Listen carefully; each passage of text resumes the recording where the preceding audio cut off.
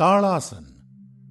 ताड़ यानी ताड़ का पेड़। इस आसन को करते समय आपके शरीर की स्थिति ताड़ के पेड़ की तरह ऊंची और मजबूत हो जाती है। इस आसन को करने के लिए सबसे पहले अपने पैरों को परस्पर 2 इंच की दूरी पर रखकर सीधे खड़े हो जाएं। अब अपने हाथों को कंधों तक उठाएं। हथेलियों को सामने रखकर अपनी उंगलियों को आपस में पकड़ें और फिर धीरे से कलाइयों को बाहर की तरफ मोड़ें।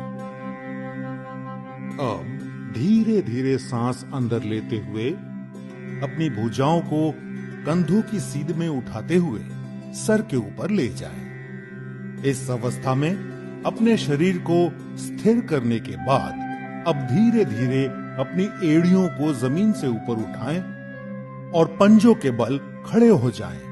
अब बिना अपना संतुलन खोए, बिना पैरों को हिलाए इस स्थिति में 10 से 15 सेकंड तक रहें। सामान्य रूप से सांस लें और छोड़ें। कुछ देर आराम से रहें। शुरुआत में संतुलन बनाना थोड़ा कठिन हो सकता है। इसके लिए आप अपने सामने एक बिंदु पर अपनी आंखें केंद्रित करें। इस आसन के नियमित अभ्यास से संतुलन बनाना सरल हो जाएगा।